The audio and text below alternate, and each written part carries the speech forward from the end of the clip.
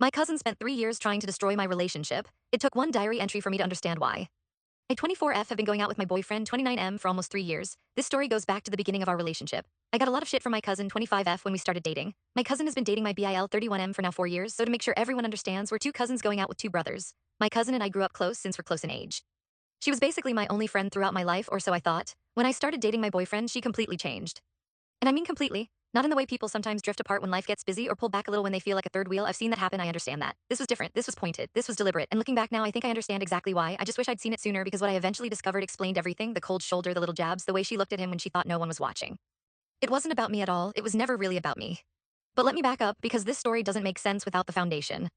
Her name is Melissa and mine is Claire, and we have been close since we were literally in diapers. Our moms are sisters, and growing up, the family gatherings happened almost every other weekend. Big chaotic dinners, summer barbecues, holiday get-togethers where the adults would sit on the porch and the kids would run wild in the backyard until someone got hurt or cried. Melissa and I were always together at those things. We were just a year apart, so we naturally gravitated toward each other. Everyone in the family called us the pair, like we were a match set. As we got older, that closeness only deepened. We went to different schools but texted constantly, told each other everything, or at least I thought we did. When she started dating her boyfriend Derek, I was the first person she called. I stayed up until 2 in the morning listening to her talk about him, how funny he was, how different he was from the guys she dated before. I was genuinely happy for her. That's the thing about being close to someone, their joy actually feels like your joy. So when I met Ryan at a summer barbecue that Derek had organized, and I felt that same electric, nervous, can't stop smiling feeling, I was excited to tell her. I really was. Ryan is Derek's younger brother. They're close in age but wildly different in energy. Derek is more reserved, kind of steady and serious, while Ryan is warm and loud and the kind of person who makes everyone in a room feel included. He and I started talking that afternoon over lukewarm lemonade and bad lawn chairs, and honestly, it just felt easy. Like we'd known each other longer than a few hours. He made me laugh, the kind of laugh that starts in your stomach. By the end of the evening, he'd asked for my number, and I'd given it to him without hesitating. I didn't tell Melissa right away, that's important context. I knew something between me and Ryan was building before it was officially anything, and something in me hesitated. I told myself it was because I didn't want to jinx it, that I wanted to be sure before I brought other people's energy into it. But if I'm being completely honest, I think on some level I already sensed that this wasn't going to land the way I hoped it would. About a month before Ryan and I made things official, Melissa and I had lunch together. One of our usual spots, a little sandwich place we both liked, nothing fancy. We were talking, catching up, and at some point the conversation shifted and she told me something that I've thought about many times since. She told me casually and without a hint of remorse that she had cheated on Derek. I remember just kind of sitting there for a second. I didn't know what to say. I asked her what happened, and she told me someone she'd met through work, brief, but real enough that she was aware of what she was doing. And then she said with this almost bored expression that she had no regrets. No regrets.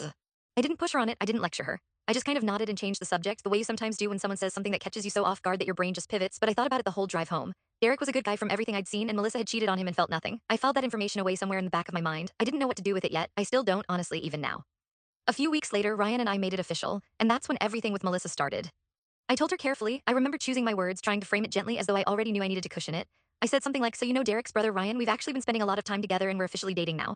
I watched her face. There was this very brief, almost imperceptible flash of something, not surprise, not happiness for me, and then she composed herself and said, oh, interesting.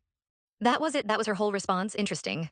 Within the next few weeks, things between us started shifting in ways that were hard to describe but impossible to ignore. She started making little comments when I'd mention Ryan in conversation, nothing big enough to call out directly, just this persistent low-level commentary that was designed to chip away at my confidence in him. She'd say things like, he seems like the kind of guy who gets bored easily. Or, I don't know, from what Derek says, he's not really the settling down type. Every single time I shared something good, she'd find a way to poke a hole in it. And then she started doing the opposite when she talked to Ryan. I didn't find this out until later, but she was apparently feeding him stories about me too, little things, distorted versions of things I'd said or done, presented just slightly wrong so that they'd land badly. She never outright lied, which made it harder to catch. She'd just bend the truth, put emphasis in the wrong places, leave out the context that would have made me look reasonable instead of difficult. It was a pincer move. She was working both ends simultaneously, trying to wedge herself between us from both sides.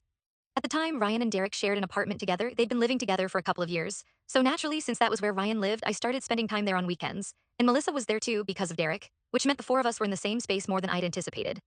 I want to be precise about what she did because I think vague accusations are easy to dismiss. This was not vague. She would walk around the apartment in barely anything. And I don't mean casual around the house clothes. I mean she was almost performatively underdressed in a way that felt deliberate. She knew I was there. She knew Ryan was there. She would pass through the living room in a way that seemed calculated, and I would watch Ryan consciously look away or become very interested in his phone, and I'd feel this tight, uncomfortable knot in my stomach that I didn't fully have language for yet. There was one afternoon when Ryan and Derek were both at work and I needed to get into the apartment because I'd left something there. I texted Melissa because she was home and asked if she could buzz me in. Her response was, it's okay for this time, but don't make a habit out of it. Don't make a habit out of it, to my boyfriend's apartment, where I had been staying on weekends for months. I stared at that text for probably a full minute. I read it again. I showed it to Ryan that night and he was visibly irritated, but he also said, she's just like that sometimes, don't let it get to you. And I wanted to believe that, I really tried. But then came the Instagram stuff. This I think was what pushed it from uncomfortable to something I couldn't explain away. I noticed she was posting things that were clearly directed at me. The timing was too specific to be coincidence. Right around the time she found out Ryan and I were officially together, she posted a quote that just said, patience tested, no caption, no context, just that, and I knew because of the timing, because of her face when I told her, because of everything. She posted a few other things like that over the following weeks. Vague quotes about loyalty and disappointment, phrased in a way that anyone scrolling would think nothing of, but that I understood were pointed directly at me. It was the kind of passive-aggressive communication that's designed to affect you while giving the sender full deniability. Oh, that? I was just reposting something I saw. Why did you think it was about you? I never confronted her about the Instagram posts. I should have. I kept thinking I was misreading it, kept second-guessing myself, kept cycling between she's clearly doing this on purpose and am I being paranoid? That cycle is exhausting. It takes up so much mental space. I started pulling back from her a little during this period. Not dramatically, not in a way I announced, I just got quieter, responded a little slower. Let some of her messages sit longer before I replied. I think I was protecting myself even if I wasn't quite naming it that way at the time. Ryan noticed that things between me and Melissa were tense, though I don't think he understood the full scope of it. He knew she'd said some things, knew she could be difficult, but I don't think he realized it was as sustained and intentional as it was. I didn't want to make him feel like he was caught in the middle, and honestly, I didn't want to sound like I was being dramatic, so I kept a lot of it to myself. The months at that apartment were strange. I felt like I was a guest who wasn't wanted. Melissa had a way of making the air in a room shift when I walked in, not loudly, not with anything you could point to, just this ambient coldness that she was very skilled at maintaining. She'd be perfectly pleasant to Ryan and Derek and then direct this specific, restrained frost at me that I think only I could fully feel. Ryan and I talked about moving in together relatively early on, probably around the 4 or 5 month mark of officially dating. We were both ready and practically speaking, it made sense. We started looking seriously and the process took a few months, but we eventually found a place and made it official. We were moving out. I have to admit that the prospect of leaving that apartment gave me a relief I didn't know I'd been holding. I hadn't realized how much the tension had been weighing on me until I knew it was going to be over. We'd have our own space. Melissa wouldn't be a daily backdrop anymore. Moving day was a Saturday morning. There wasn't a huge amount to move, Ryan hadn't accumulated that much at the shared apartment, and I was bringing things over from my mom's place, so the plan was to get the big stuff out in the morning and spend the afternoon getting settled.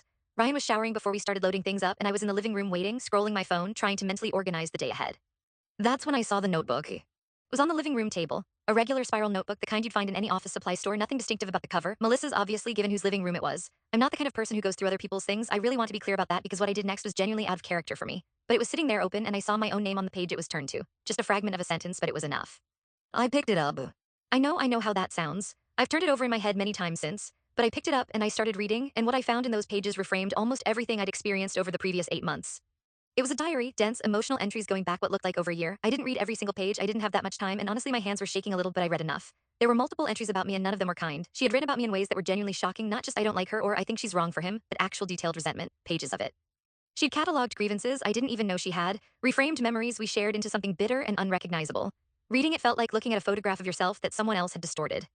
But the entry that stopped me cold wasn't about me, at least not directly. It was about Ryan. She had written about him not in the way you write about your boyfriend's brother, not in the way you write about someone who's just a person in your life. She had written about him the way you write about someone you want. Specifically, she described a period during the pandemic when hair salons were closed and everyone was trying to figure out their own haircuts. Derek had asked her to shave his head for him and she'd done it, and apparently Ryan had asked if she could do his too.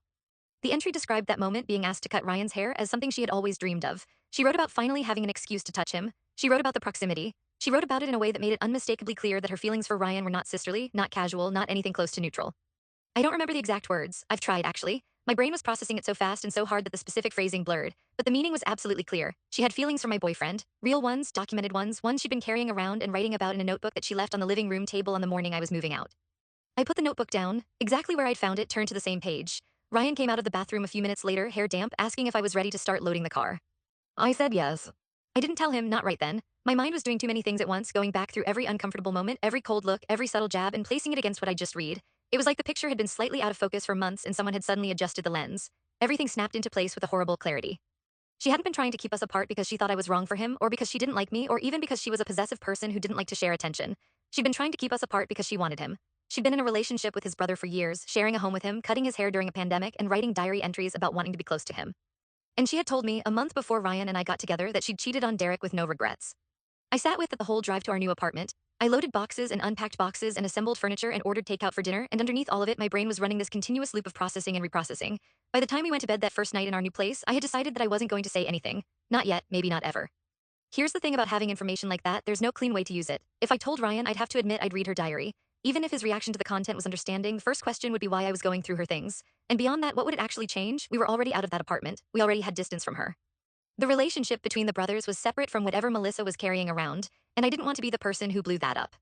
If I told Derek, and I thought about this too in those first few days, I'd be introducing something into his relationship that he didn't ask me to introduce. I already knew she'd cheated on him once and said nothing. Was keeping the diary secret really so different? I turned that question over for a long time. I decided in the end to say nothing to either of them. I did eventually tell Ryan, not right away, it was probably a few weeks after we moved in, after I'd had time to settle and think.